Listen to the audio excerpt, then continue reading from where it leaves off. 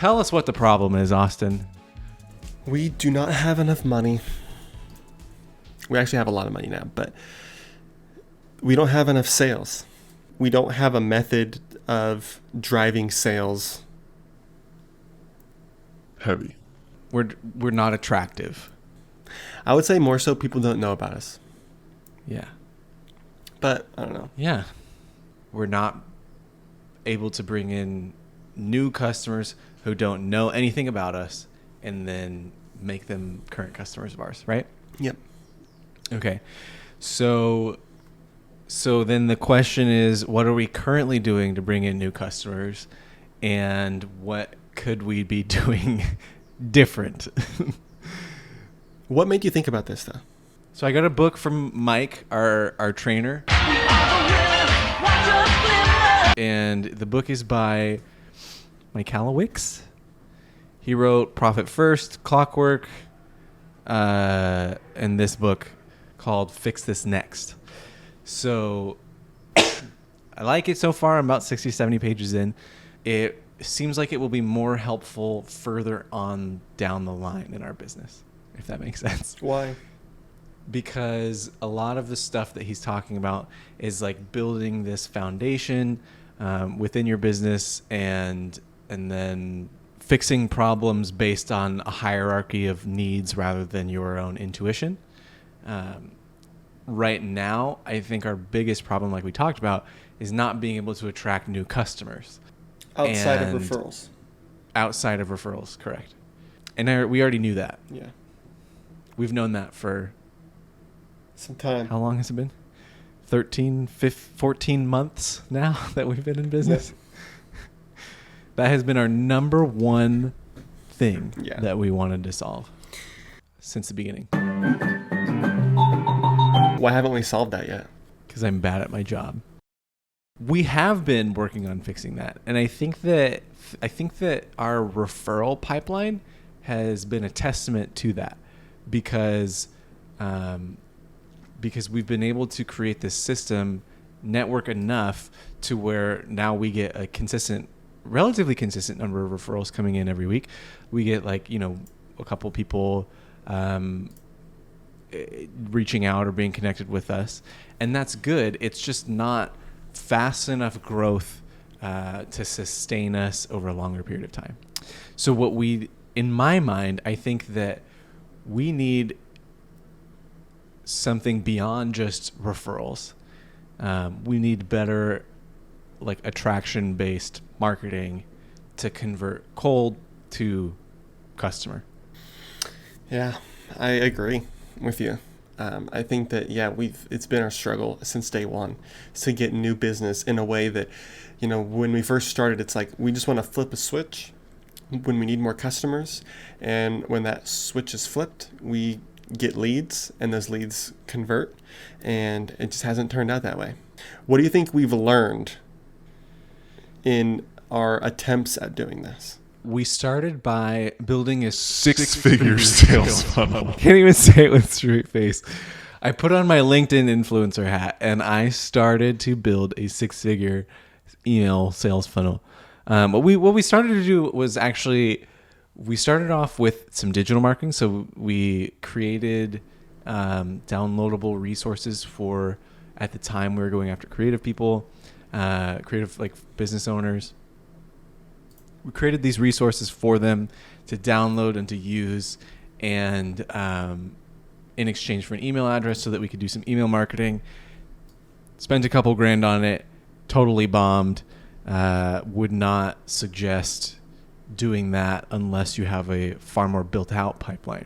Because what I think we learned there is that we were going in for the kill way too early.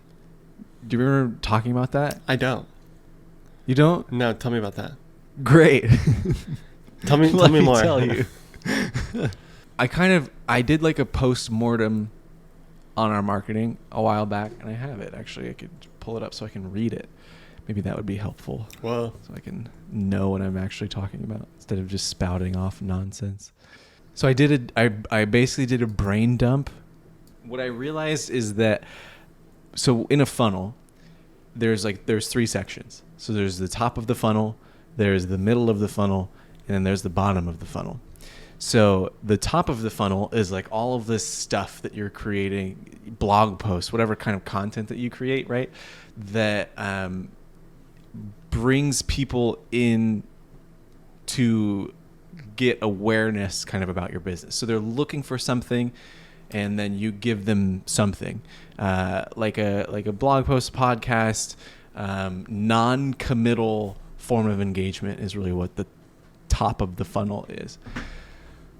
Then you have the middle of the funnel where you are giving away a useful resource. So that would have been like the lead magnet that we were giving out previously, where people would download something in exchange for an email address and then be, placed into a email sequence, get these kind of nurturing emails, and then eventually become customers. So what we were doing was we were taking this lead magnet and then we were giving it out to people like it was nothing. So we would basically just put out an advertisement on Facebook and say, hey, go download this thing. We generated leads, but all of them were terrible quality. Yeah. What we did wrong in marketing was we went into the middle too early. We didn't give anyone a chance to like get to know about our business. We didn't give anyone a chance to like see us as a useful resource.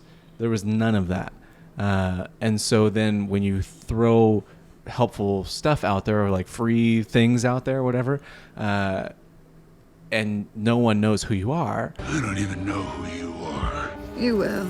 That's, I think, where we went wrong with paid marketing. Yeah. How do we fill in that gap in the beginning? That's a good question. That's what I wanted to ask you about. So people don't know us, which is why they didn't. But is that why our leads were bad? More bad quality? Like if we had good quality leads, do you think that we might not have needed for people to know us because they would book a call and get to know us there? Yeah. But I think in order to get a good quality lead, you have to weed out the bad ones. And so I think a lot of that, like that getting to know us can happen through things like NGMI, right? Where we're being so public about who we are and what we do, maybe to a fault. Maybe. We'll find out. We'll find out. Because I think we just didn't do a good job of bringing like awareness of who we are. What I'd like us to work on is more of that. More awareness to who we are. What are we trying to communicate about ourselves that's gonna get them to say, I know these guys? That's a good question. We don't have to know the answer. I think that when someone like latches onto a brand, they feel like they have like a relationship with them, like Apple, or is like the biggest example of that, or like Chia on the blockchain. Like you're a diehard Chia. What do they call you? Chia Maxi. Chia Maxi. You're a Chia Maxi. You will do anything for this blockchain developed by a specific company because they've allowed you to get to know them, so you can easily describe what they do. So I guess the formula for getting like what we want the end result to be is they know what we do, they're able to describe what we do, and they see us as a potential solution for a problem that they're experiencing. I think that's right. So how do we get them to know about us? Because we're doing NGMI, and that's one way to know about us, to get to know us. Referrals are another way. Are they? Well, I think so, because things like networking, like we're getting to know other business owners so that other business owners know what we do who we are, what we're trying to accomplish for, in our business. Yeah. And then therefore are able to kind of communicate to other people. But we already have, like, that's not a problem. What I'm getting to, and the question I'm trying to ask is, how do we reach the people that don't know about us? That's the first issue. I guess what I'm trying to point out is that, like, we have a funnel now that is referrals, right? The referral funnel that we have is like, we have a networking group, we have business owners that we're connected to, partnerships that we've established, whatever. Those feed us business. I think the solution is we have to set up a second funnel. This one is it's growing itself, like things are happening. It's to a point where it's a rhythm. I don't have to do much in order to kind of maintain it. So there's not a lot going on there that I need to do to put in work to build that referral funnel. This one, however, is new. We need to define it and then create it, basically. The question then becomes, okay, what kind of funnel is it? Who are we targeting? And then what are we going to do to fill it? What I'm thinking is we create this funnel now that is a digital funnel, right? So we have like digital marketing. And that means things like NGMI is a great component of that, because what we can do with NGMI for top of funnel reasons is we can use components of our video, cut them up, and then put them out on other social media platforms. So we can kind of start creating this social presence by using the content that we're creating here. And from there, we can adapt the content that we're creating every week for NGMI into different types of content pieces. So like blog posts, Instagram posts, TikTok, YouTube, like we have all this stuff. That will build our social presence a little bit more so that people get to know us. Then from there, we start creating a resource. I don't know. I feel like it's a toss up if that works. I feel like it's not too much different than what we've done in the past. To me, it feels not as different. Like, I don't know if, to me, I don't know if that's the nail in the coffin reason why issue. I don't think that's the core issue. That's a good. What do you think the core issue is? I think the core issue is that, like, we're not reaching the right people. What I would want to know then is who's the right person. The right person is like someone that owns a business that is looking to, like, that's tired of doing their books, or that has a bookkeeper that's just like stuck in dino mode accounting, or they're, papers and Dino not digital. mode. Pretty much dino accounting. But I don't know if that's the right people. So like what qualities of our favorite people are we looking to find? When people come to us, they've either been doing it themselves and hate doing it and don't have enough time to do it, or their current bookkeeper is like literally not responding to them. That's true. We oftentimes convert people from this yearly financial statement to monthly or quarterly meetings with understanding the financial story of their company. We convert people. There's been very few people that we haven't converted into this thought process. Correct. Honestly, I think we should just find people that hate their accountant or have been doing it themselves and don't want to do it anymore because they don't have the time. And then we meet with them and we just have a conversation, get to know them and their business, and then see if we're the right fit. Yeah, but I don't know about that because the reasons why someone might need a new bookkeeper are vast. Like, maybe they haven't heard from their accountant in 3 months, but maybe that's because they're a terrible client. Do you know what I mean? Yes. So I think there are other qualities about people that we're looking for other than they need a new accountant. But I think the reason why I mentioned those two things is because it's something, like, I think it's broad enough to where we can then be selective, like where we will have a pool of leads to where we can then say, okay, we're able to flip the switch and get enough people at least in the door to then be selective on who we choose to like work with, right? Because I think that there are other reasons why you would need a new accountant, but like, are those reasons something that we can tailor our marketing towards? I think we kind of have to get away from the mentality of like the switch flipping. But I also think that that means that we're going to have to define like, yeah, we might have people who need a new accountant or who want to get away from their old accountant. But like what kinds of criteria are we screening them by? So are we only working with businesses that are making 500,000 to 10 million? Are we working with a specific industry? Are we working with multiple people with multiple employees? Are we working with just high income earners? Like how do we dig down further so that we know who exactly we're looking for?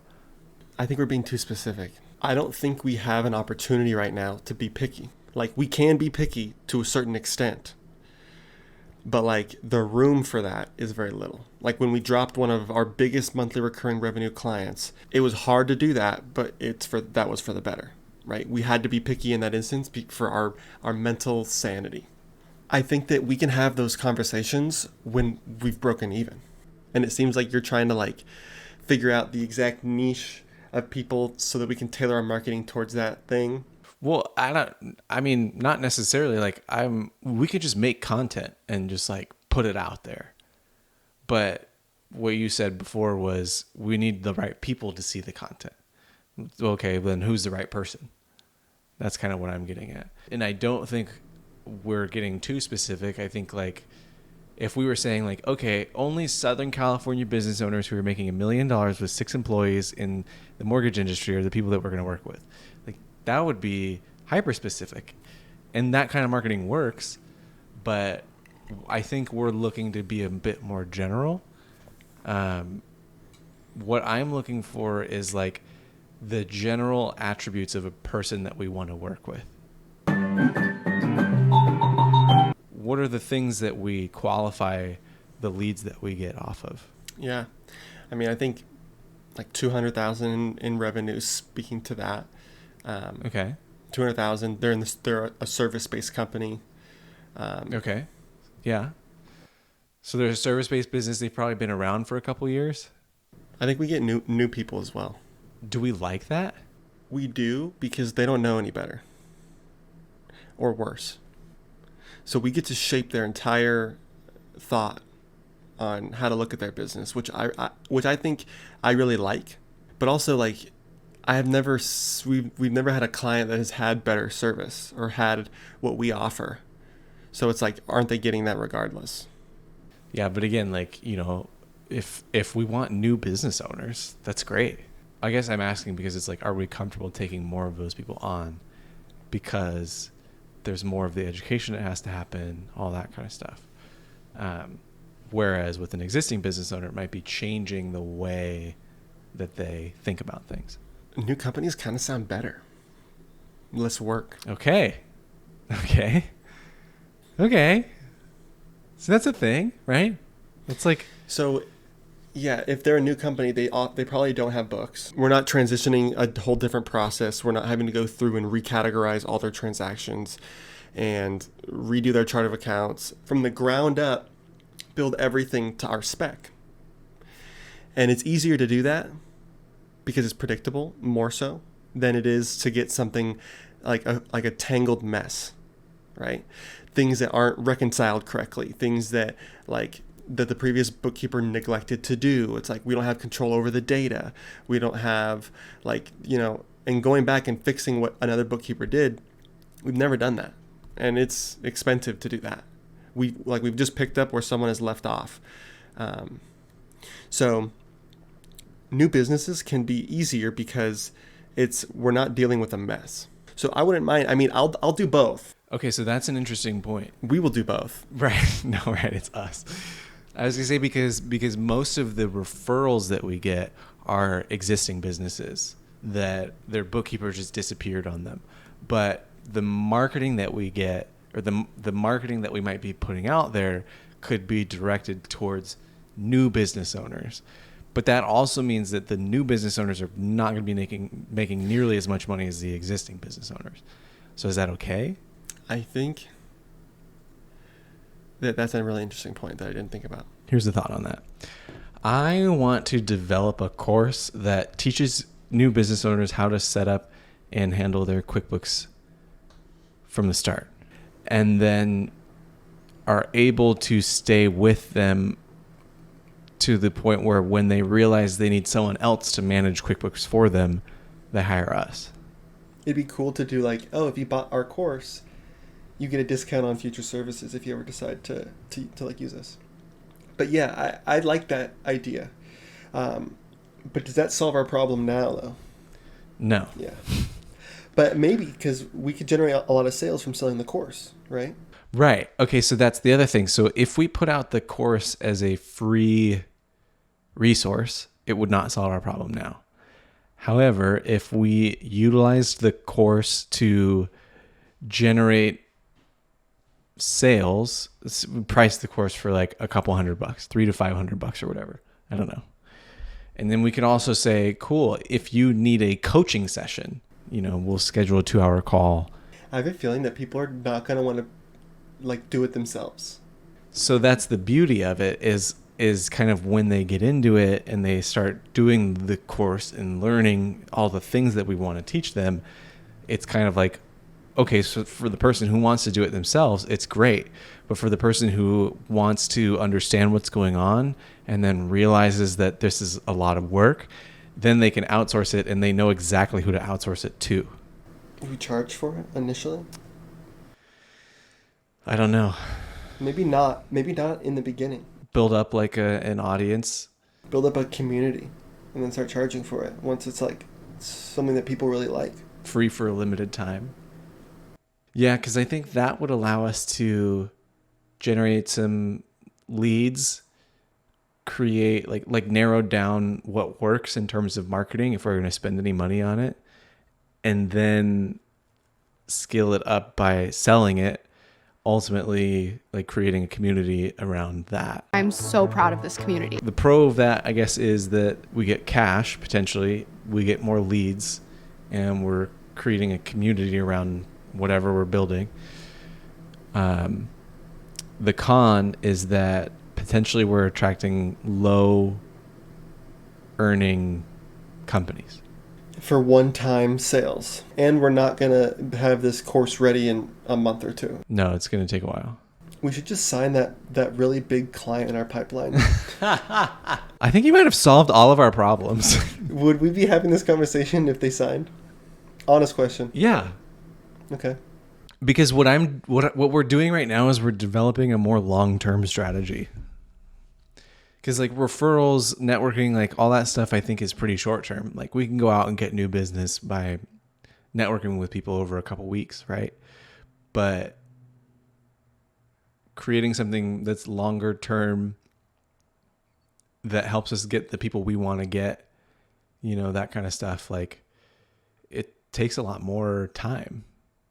Yeah, do we want to focus on long-term stuff now and short-term stuff now? Like, how do we prioritize our problems and our focuses, right?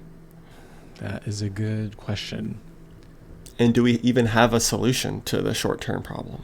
I mean, the solution is like doing what we're doing. I mean, like the goal is, right, to free up my time, hire someone, free up my time, create more sales.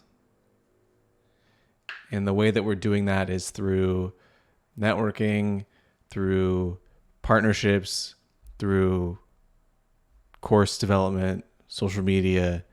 We're kind of putting all of the pieces together. We just got to keep doing it. I think that's our answer. We just got to keep on going. Just keep going. Man, we wasted so much time. That's an hour that we could have been getting sales. It's an hour that we could have been playing Elden Ring. Could this be the solution? Is this the solution? Do you feel like we're on the right path? I do. I feel like we are on the right path. I feel like at the beginning of our call, you were like hesitant or unsure. I was How do you feel now? good, but I think what I felt hesitant or unsure about is like doing the same thing that we were doing, basically making the same mistakes. Right. What makes this time different? Yeah. Yeah. Yeah. What else? When Tesla. I agree.